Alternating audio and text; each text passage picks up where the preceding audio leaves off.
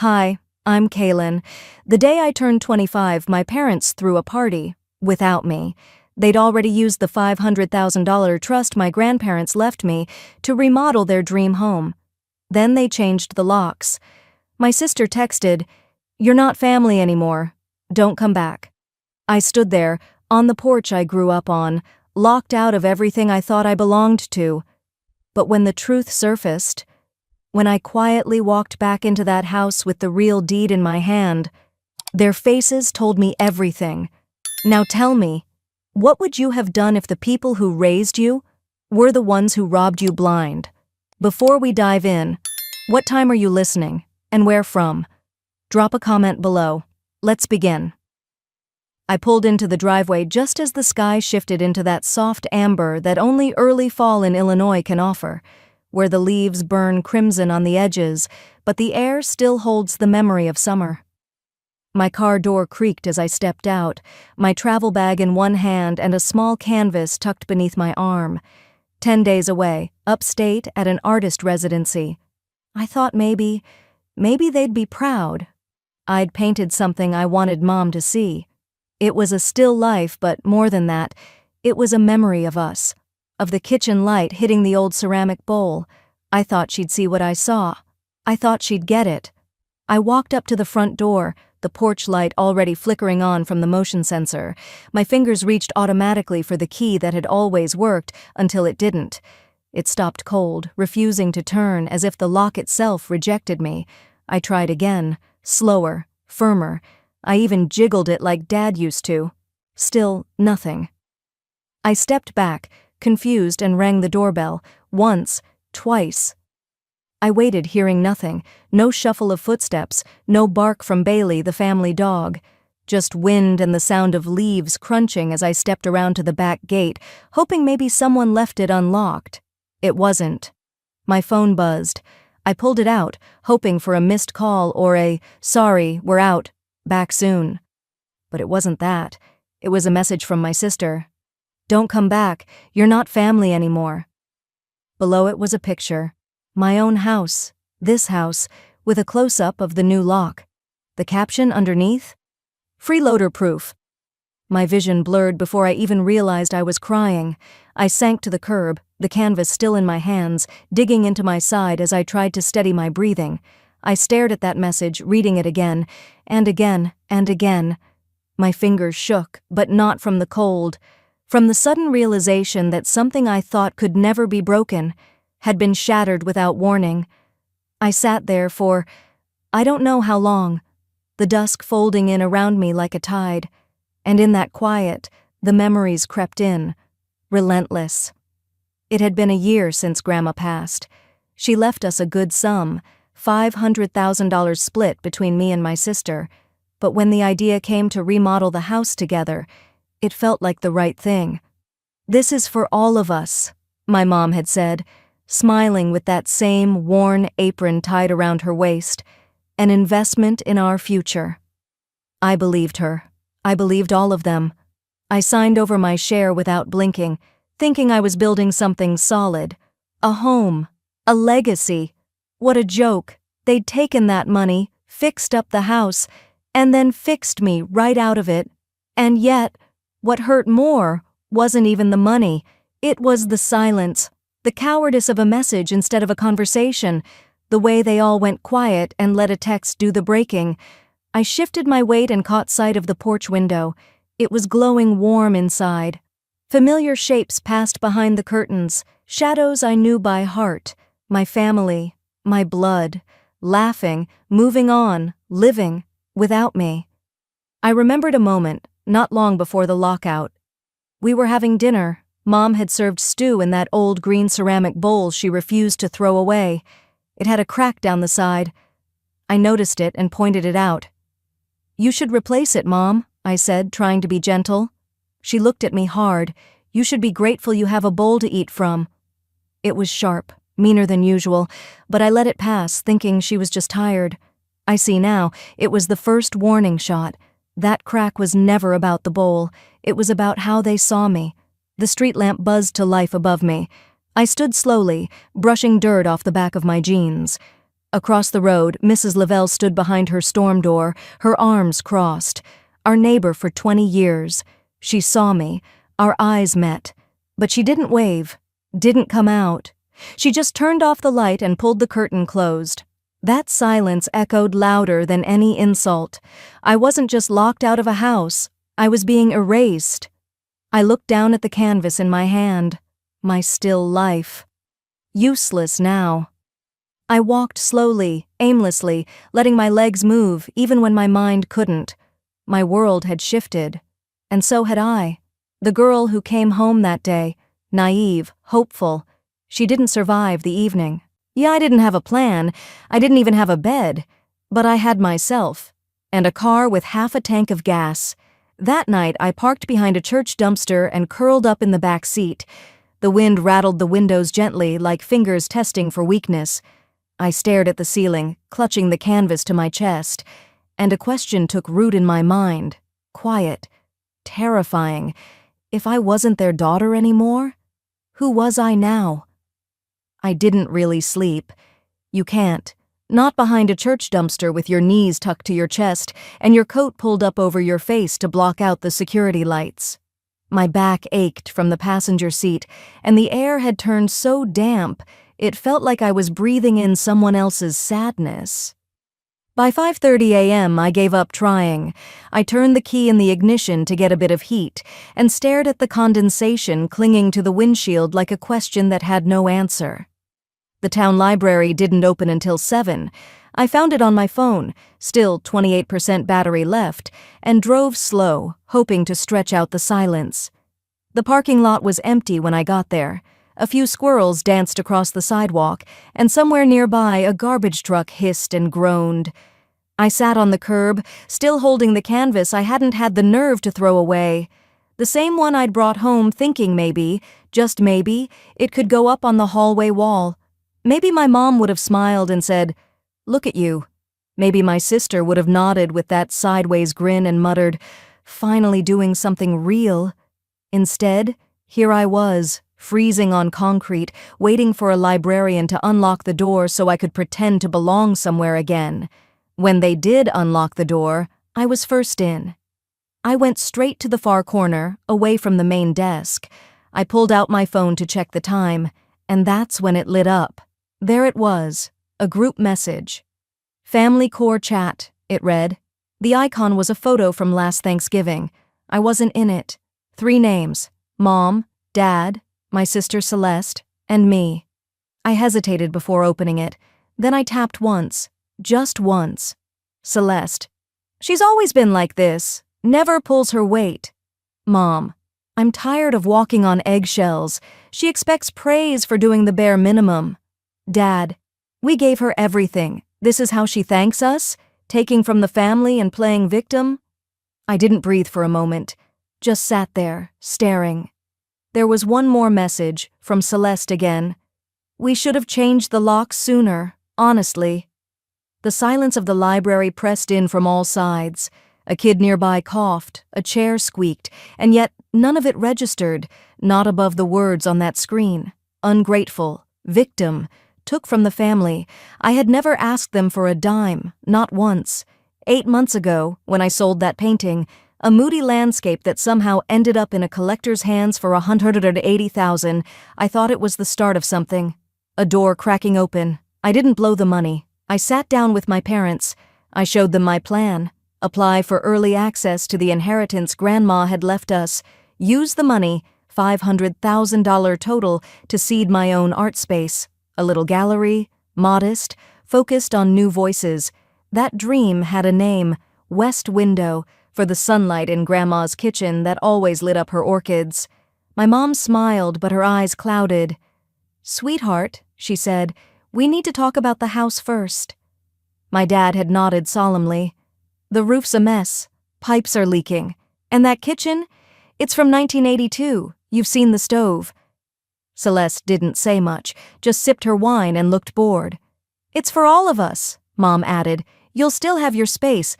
We'll just stabilize the foundation first, literally."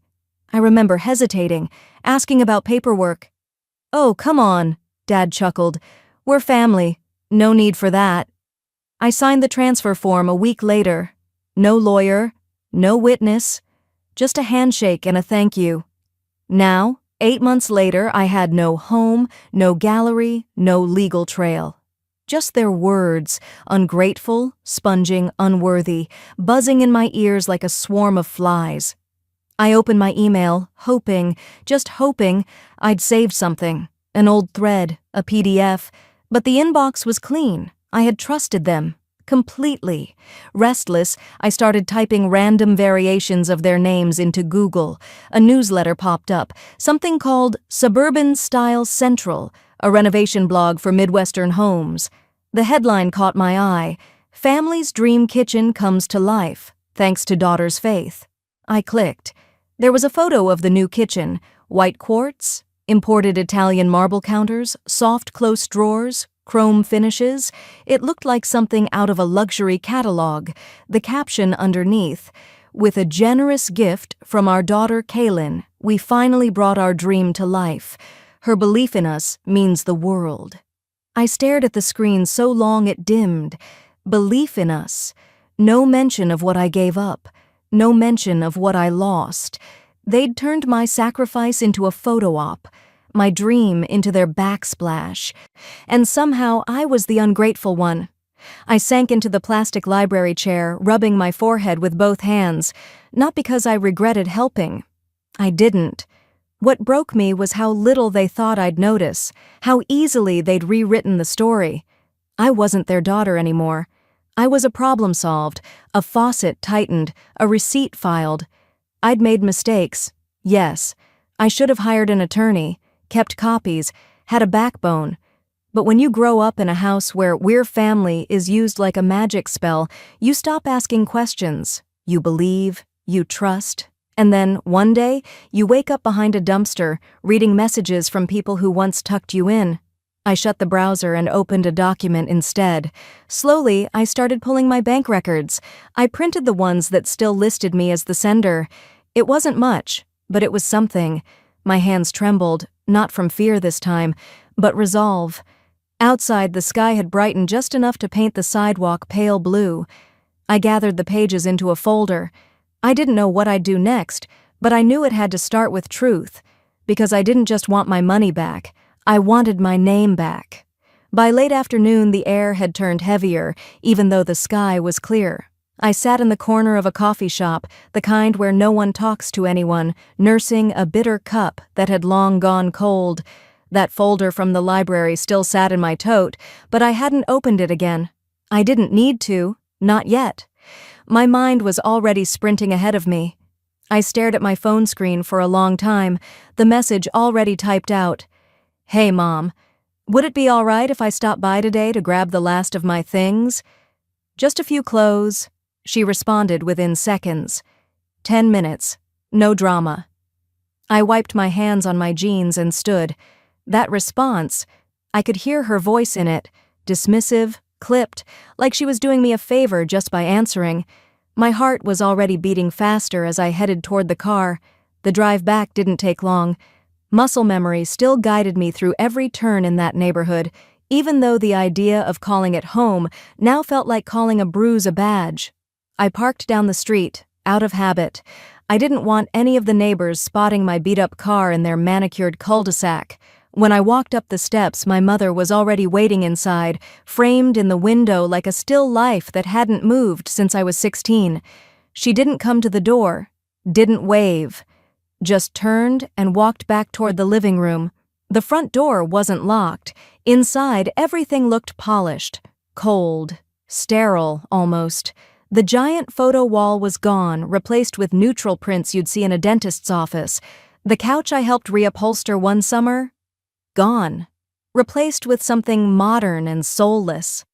My mother didn't even look up from her phone. Back bedroom, she said flatly. Don't take anything that's not yours. I nodded quietly. Didn't respond. I didn't trust myself to. Instead, I walked down the hall, past the kitchen. That kitchen. All that luxury. Italian marble, custom cabinets, gold hardware, all gleaming like some showroom fantasy. I paused, eyes narrowing. There it was again, the blog post flashing in my mind. Thanks to our daughter's generosity, we created the space we'd always dreamed of. As if my name was a Home Depot coupon, I kept walking. My old room was almost exactly as I left it, only neater. My paintings were gone, my books too. But a tote bag still sat in the closet. I grabbed it quickly, unzipping it to make sure nothing had been removed. As I turned to go, something snagged, just the faintest resistance from a lower cabinet door next to the closet. I leaned down. The hinge was loose, barely hanging on. That wasn't like them. My dad was obsessive about home repairs. I tugged gently, and the door swung wide. There was something wedged behind the lowest panel. My fingers curled around it, stiff, thick, and worn. A folder, pale blue, no label. It didn't belong to anything in that closet. Not school papers, not my art, something else. I opened it slowly, my throat tightening. Inside, neatly clipped together, were papers I hadn't seen in over a decade. My trust documents, originals, with my name, my signature, my father's too, a notary stamp. I skimmed quickly, heart thudding so hard I felt it in my ears. One clause jumped out, underlined in faint blue ink. Beneficiary shall retain full authority over all disbursements and investments until age 35, unless legally deemed incapacitated by a licensed medical professional. I reread it 3 times. The wording was crystal clear. I was 32, and no one, no lawyer, no family member, had ever presented anything close to legal cause to touch those funds. Not once. And yet the money was gone. Ripped away under the lie of family need and shared dreams. I turned the next page. My hands went cold. There it was, a letter, supposedly from a psychiatrist, dated 6 months ago. It claimed I had been struggling with mental instability and paranoid financial behavior, and recommended restricted access to large financial decisions. It had a signature at the bottom. Not my doctor's, not even close. The name wasn't legible, but the credentials were fake. I knew because I worked with that doctor's real assistant when I got treated for anxiety years ago. The real one would never have written something like this without contacting me directly. It was forged. They'd faked a diagnosis to access my inheritance. I sat down on the bed. My knees were suddenly heavy. I don't remember breathing. For a moment, I just stared at the paper in my lap, the lies in neat, professional font, the trust, the note. All of it spelled one thing: betrayal, with a legal header. I looked up toward the door. Silence. Carefully, I slid all the documents back into the folder and tucked it under my coat, zipped it up slowly. My fingers didn't stop shaking until I reached the end of the hallway. "You still here?" My mother called from the living room, voice lazy like I was taking too long in the bathroom. "Heading out," I replied, steady as I could. My voice didn't crack. I walked to the door, didn't pause, didn't look back. When the latch clicked behind me, the air outside didn't feel heavy anymore. It felt open. They hadn't just stolen money. They'd rewritten my story and almost gotten away with it. But not anymore. That folder was no longer just a record of what was mine. It was evidence. That night, I called someone I hadn't spoken to in years, because I knew she'd know what to do. That night, I sat on the edge of the bed in my rented room, the folder still resting on my lap like it might vanish if I stopped looking at it. The cheap lamp on the nightstand cast a yellow glow across the carpet. The house was silent, but my head was a storm. I'd spent most of my life second-guessing myself. Was I too sensitive? Too dramatic? Had I misunderstood things? But this folder, with its signatures and hidden clauses, whispered otherwise. My hand hovered over the screen for a few seconds before I pressed the call icon. The number was still saved, under Annabeth Myers, though I hadn't dialed it in close to a decade. The phone rang 3 times before a voice answered, calm and steady. "This is Annabeth Myers speaking." The sound of her voice punched the air right out of my lungs. It was like hearing a memory speak. I cleared my throat. "Hi, it's Kaylin." There was a pause.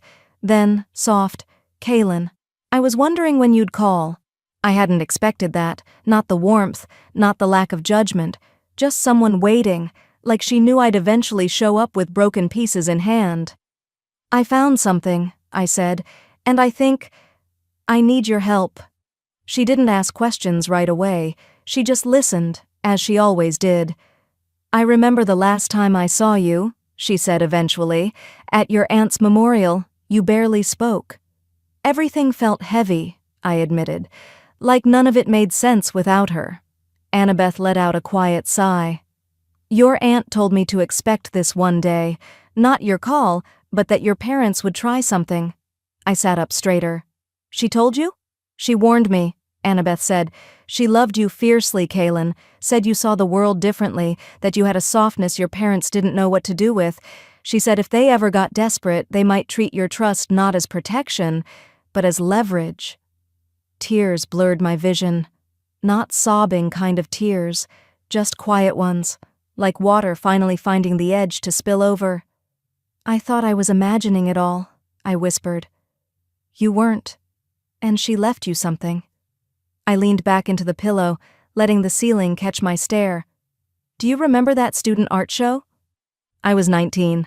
She drove 3 hours just to see me hang up 4 little canvases. "Of course," Annabeth said. "She came back talking about your use of negative space like she'd just seen a Van Gogh in a dorm room." I laughed, short, breathy. "She told me afterward behind the exhibit building, 'They don't see you, Kaylin. But I do.' She said she'd make sure I wouldn't lose control of the trust until I turned 35. I thought she just meant she believed in me." "She meant more than that," Annabeth replied. "She had me draft an amendment. I still have it." I sat up. "You what?" "I keep copies of all legal filings. Habit from my corporate years. Hold on." I heard shuffling, the creak of a filing drawer. "You said you found the original trust?" "Yes. Hidden behind a cabinet panel. They didn't destroy it like they claimed." Annabeth returned to the line. "Found it. The amendment is signed, notarized, and recorded. It clearly states that no one can access or modify your trust without your written consent, and that power of attorney cannot be granted or assumed before your 35th birthday unless 2 independent physicians declare you medically incapacitated." My throat tightened. "They forged a note from a doctor, one who doesn't even exist in my medical records." "They're in serious legal jeopardy if that's true," she said, her tone shifting, still warm but firmer now. "Kaylin, if they accessed your funds without this amendment, that's fraud. Possibly worse." I didn't speak for a moment. I let the words settle like heavy books onto a long empty shelf. I wasn't making this up. I wasn't lost. I had been silenced. "I'll overnight the document," she added, "and if you're willing, we can start building a case." I pressed my hand over my chest, grounding myself in the rhythm of my breath. "I don't want revenge." "I didn't say anything about revenge," she said. "I want the truth," I continued.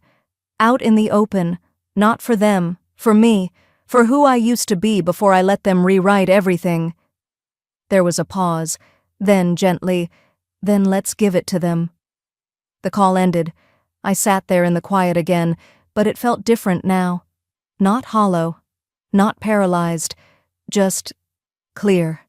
The kind of clarity you get after a long storm, when the sky still looks bruised, but, deep down, the worst is over. I walked over to the window and pulled the curtain aside. Outside, the moon was low and full, casting silver shadows over the yard. Somewhere inside me, I felt something shift. I wasn't broken, I'd been buried, and now, piece by piece, I was uncovering who I'd been all along. That night, I didn't sleep. I painted, not for sale, not for survival, but because it was the only way I could breathe. By the time the sun rose, a gray light filtered through the blinds of my small room, soft but dull, like my mood. I hadn't slept. My hands were stained with oil paint, my sleeves stiff from where they'd brushed wet canvas. I stared at what I'd created, 3 bold, brutal strokes across a raw background. It wasn't beautiful. It wasn't meant to be. But it was mine. Later that morning, I changed into clean jeans and a dark sweater, tied my hair back, packed a small canvas bag with gloves and a utility knife, just in case, and drove south. I parked 2 houses down from the home I grew up in. The family dream house. The trust-funded fortress I no longer had keys to.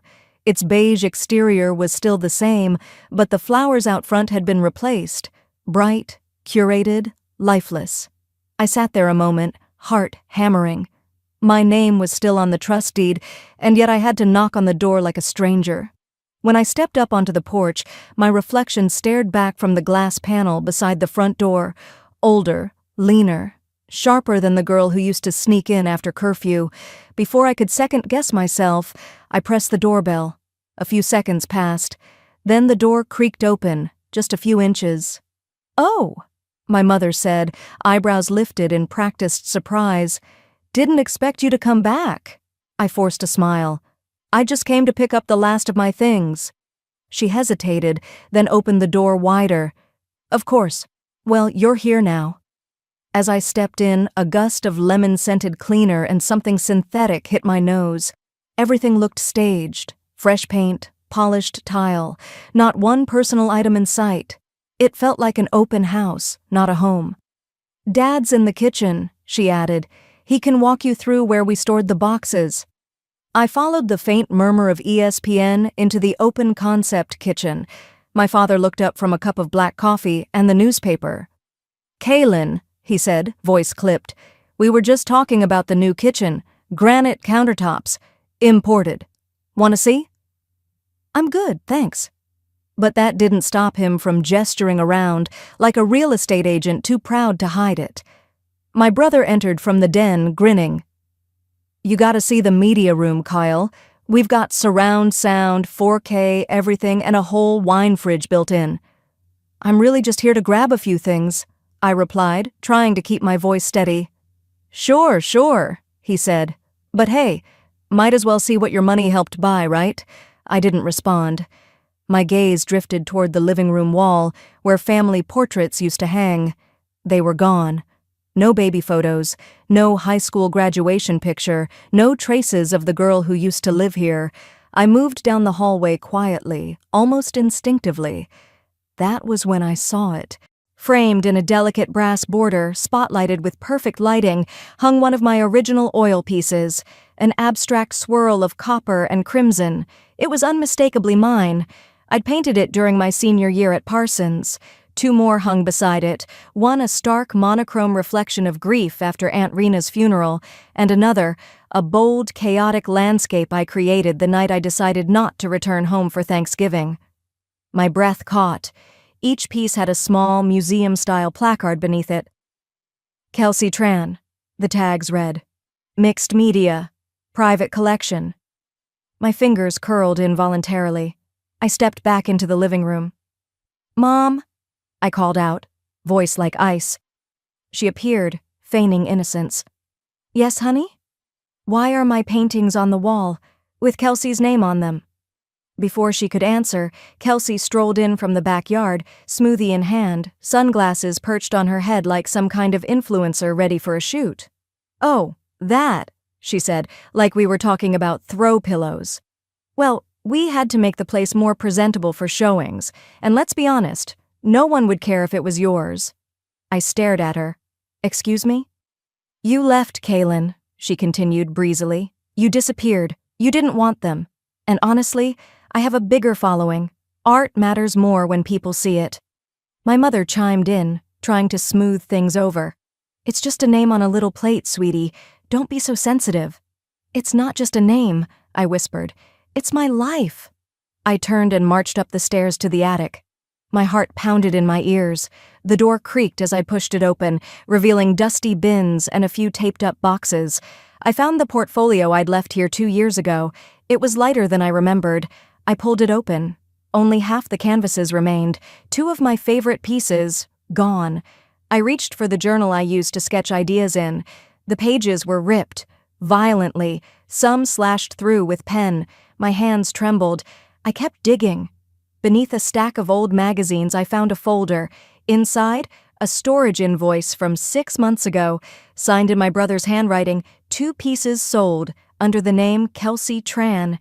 My throat dried up. The betrayal was so precise it felt rehearsed.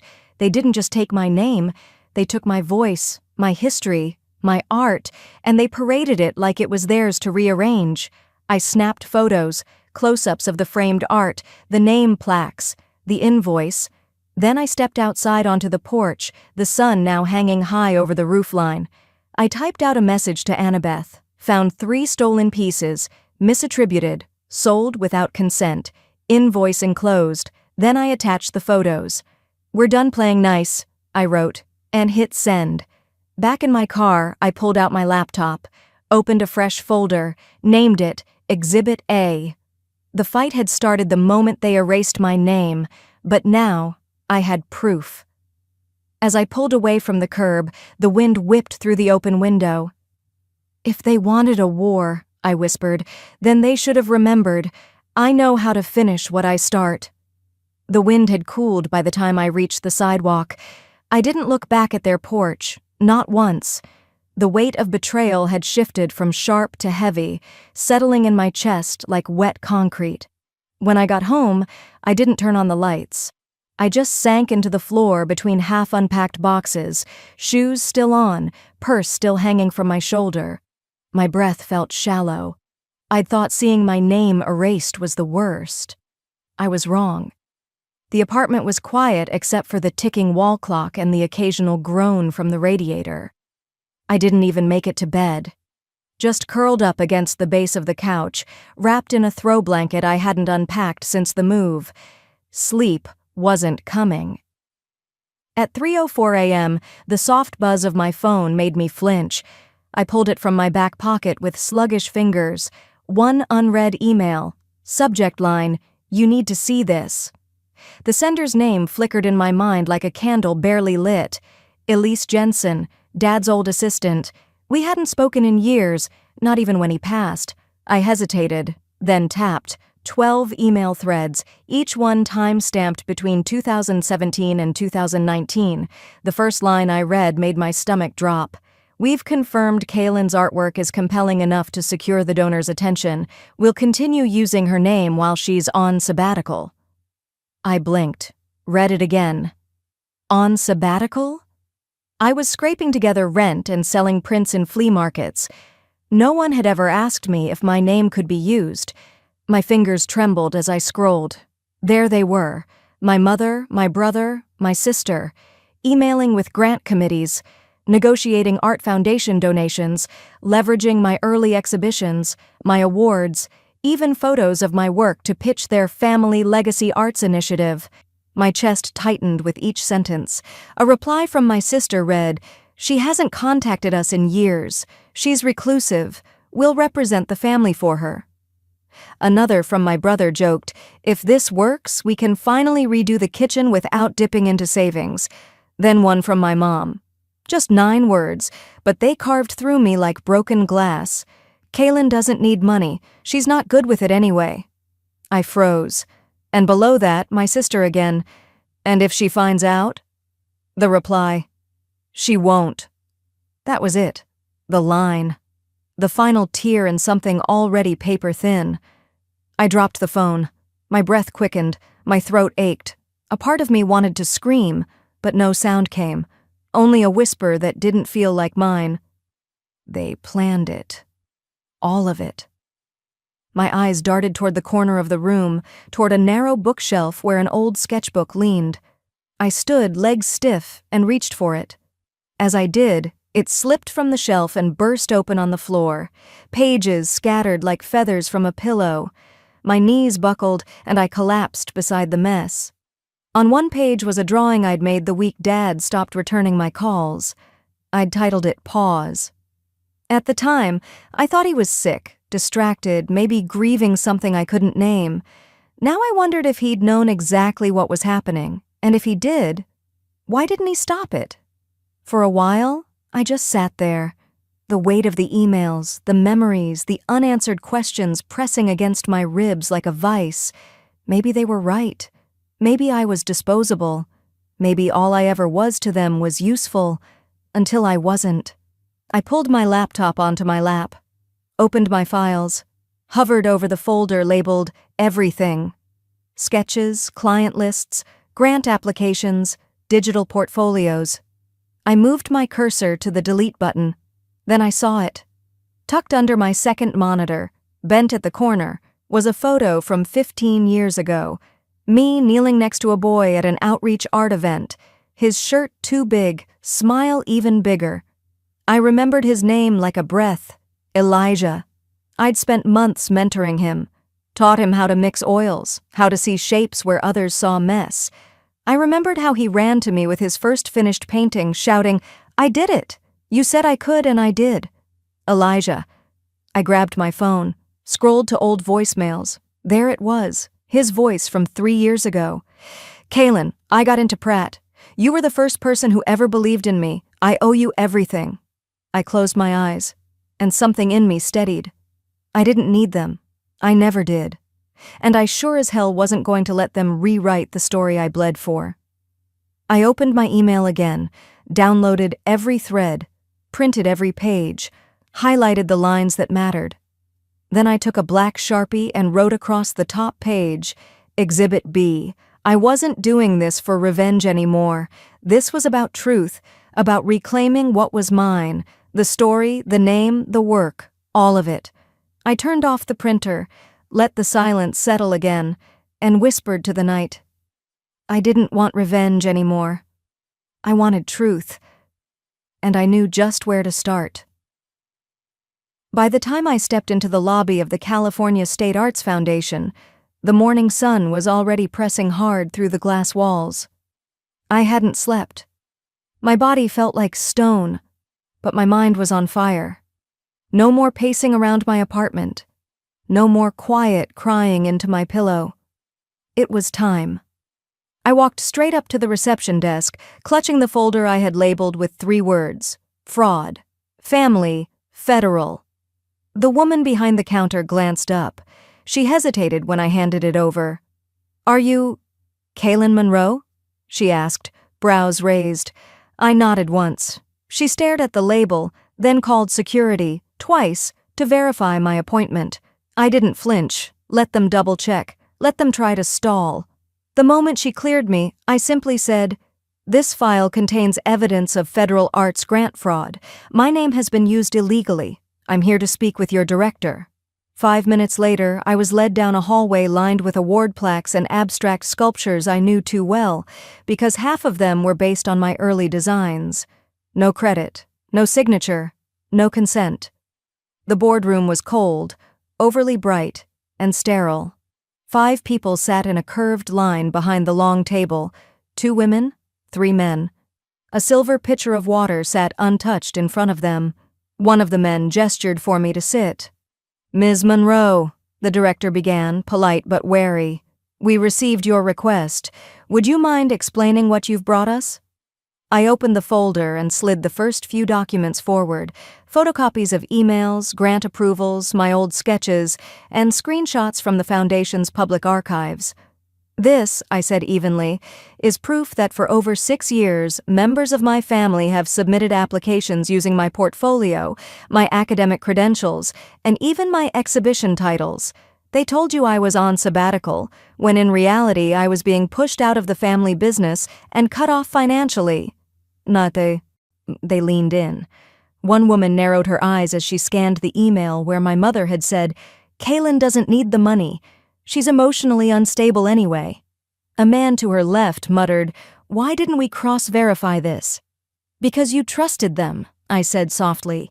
"Because they played the family legacy card, and because no one expects the quiet daughter to speak up." For a long moment, no one said anything. Then the director adjusted his glasses. "Ms. Monroe, if what you're saying is true, this is a serious breach of ethics, and possibly criminal. We will launch a full audit immediately, and we will contact the Department of Cultural Oversight to assist." I simply nodded. I didn't smile. There was no triumph in this, just truth, finally clawing its way into the daylight. But then, the doors slammed open, and in walked the last person I wanted to see. My sister, Gwen. Her heels clicked like a thread against the tile. Her hair was perfectly done, lipstick flawless, posture rigid. She held a manila envelope in one hand like it was a weapon. "I demand to be heard," she said without even glancing at me. "This woman has falsified everything." Gasps rippled around the table. One board member leaned back. Another glanced at me uncertainly. "She's unstable," Gwen continued. "She was cut off from the foundation years ago because she couldn't handle stress. She's making all this up out of bitterness. I have documents proving that these claims are forged." She slammed her envelope down, yanked out a stack of photocopies, and spread them across the table like playing cards. NDAs with my forged signature. Internal memos I'd never seen. Email threads I never wrote. "She wants our family to fall apart because she was never as talented as she thought," Gwen said smoothly, like she had rehearsed it all night. The room shifted. I could feel it, the hesitation. One of the board members started flipping through the new papers, frowning. Another whispered something to the director. I sat still. My nails bit into my palm. I could have screamed. I could have cried. But instead, I did the one thing I'd prepared for.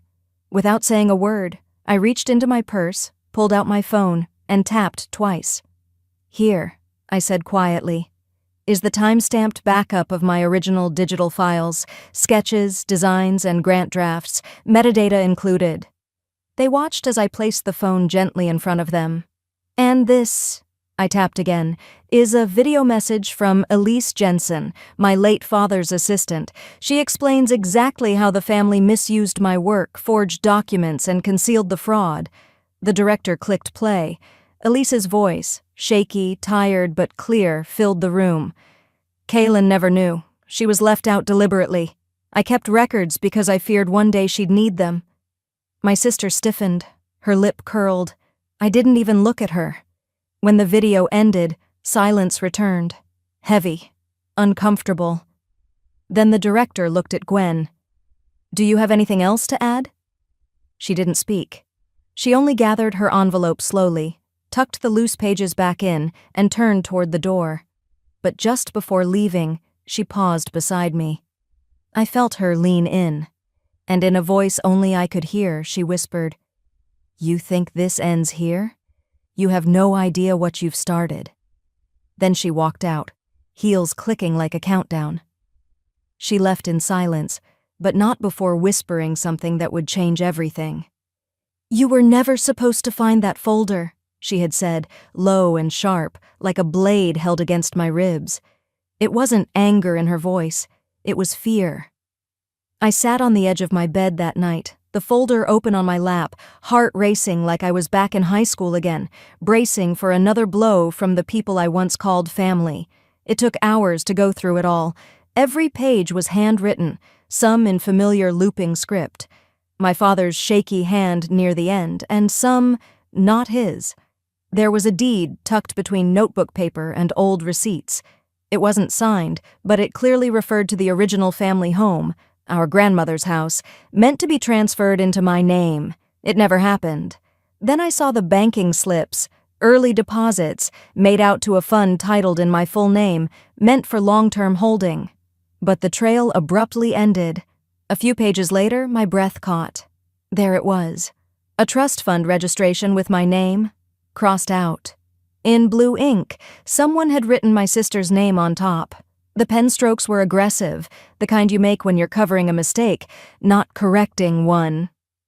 My father's signature sat at the bottom, shaky but there. Next to it, my mother's. Clean, steady, unapologetic. I didn't sleep that night. I didn't cry either. I scanned every document, cataloged every file, and I backed it up in 3 places. If they were going to lie under oath tomorrow, they were going to do it with their signatures burned into a courtroom monitor for all to see. The next morning, I walked into probate court wearing black slacks and a navy blouse. No jewelry, no makeup, just clarity. My heart pounded, but my hands didn't shake. The courtroom was packed tighter than I expected. Some media had caught wind of the foundation fallout, and now cameras peeked discreetly through the back rows. My parents were already seated, whispering between themselves. My sister sat beside them, legs crossed elegantly, her expression unreadable. Their lawyer, a man I'd once called uncle growing up, stood at the front addressing the judge. Your Honor, as previously submitted, our clients maintain full legal standing in the estate of Charles A. Greer. All prior transfers were documented and witnessed. I stood. Your Honor, I have evidence that was deliberately excluded. The judge, a tall woman with silver hair and a steel voice, raised an eyebrow. State your name and relationship to the deceased. Kaylin Greer.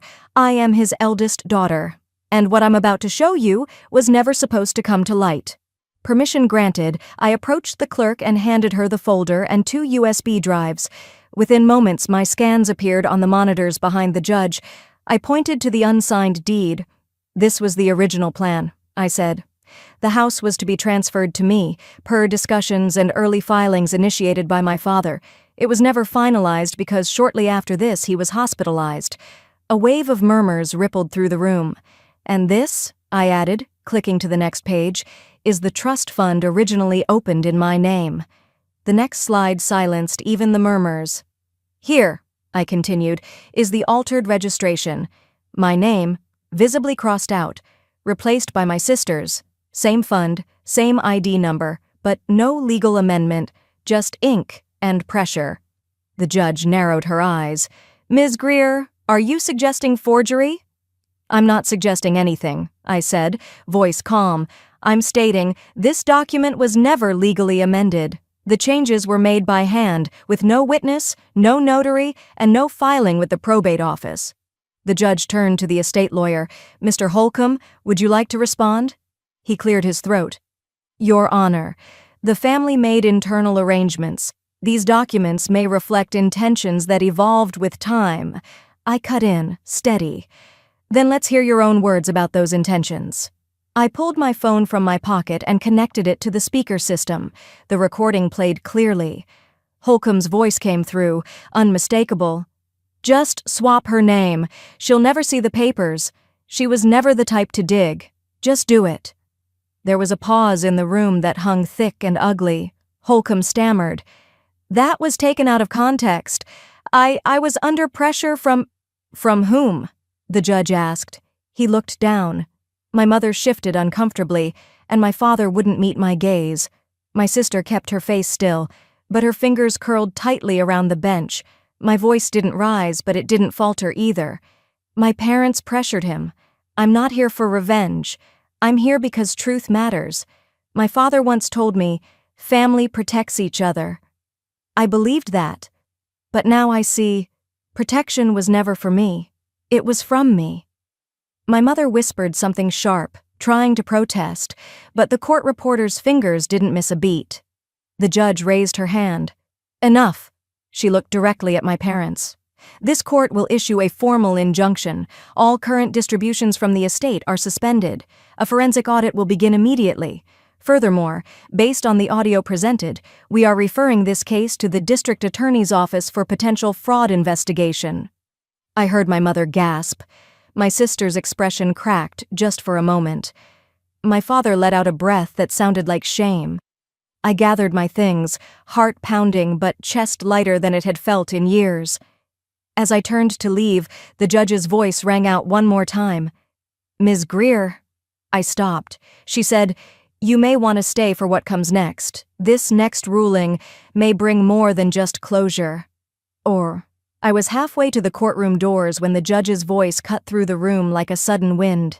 Ms. Kaylin, one more thing. As of this moment, per the unaltered trust, you are the rightful heir. The fund is intact, and the house, per original documentation, belongs solely to you. I didn't turn around. I didn't need to. I could feel the silence behind me, the kind that thudded louder than a gavel. My parents, speechless, my sister, absent. And me? Numb. That night I didn't celebrate. I couldn't. Instead I packed up the folder, the one they buried, the one they feared, and drove out of the city just before dawn. The roads leading back to the hilltop home twisted the way memory does. Unpredictable, sharp, but strangely familiar. The tires crunched over gravel as I pulled into the driveway. Same house, same stone lion by the gate, but nothing felt the same. The front door creaked the way it always had.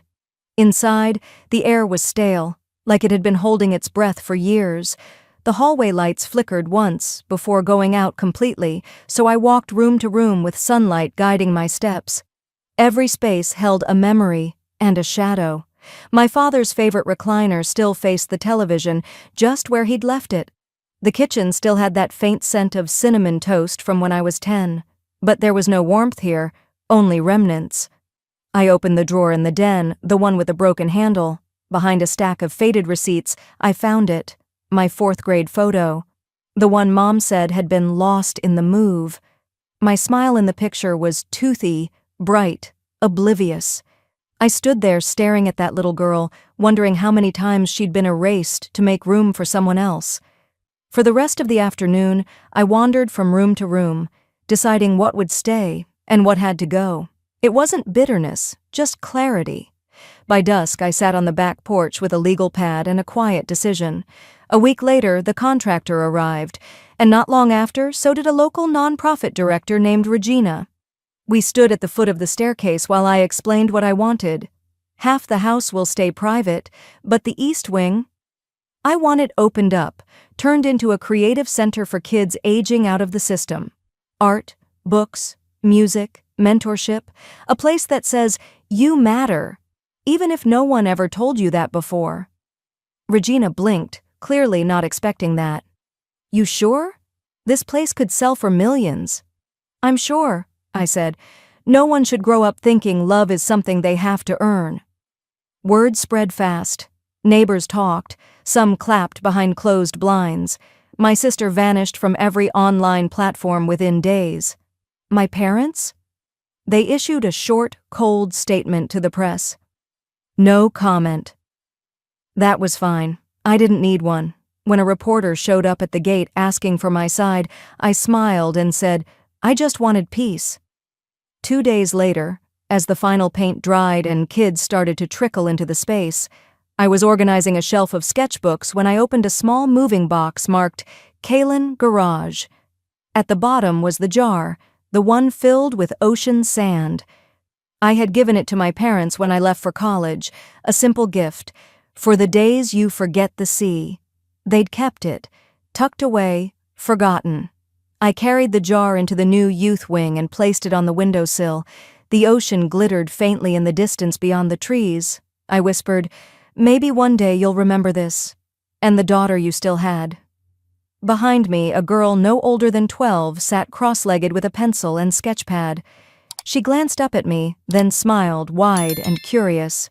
Do you think people can start over? She asked. I looked at her, really looked, then nodded slowly. I think that's the bravest thing a person can do. She returned to her drawing, and I just stood there for a while, letting the stillness settle in. It wasn't revenge that filled the house now. It was something softer, something steadier. Sometimes healing doesn't look like justice. Sometimes it looks like giving someone else the thing you never had. Would you have done the same in my shoes? Or would you have walked away completely? Have you ever lived something like this? Tell me in the comments. I read every one. And remember, sometimes your healing is the very thing that breaks a cycle.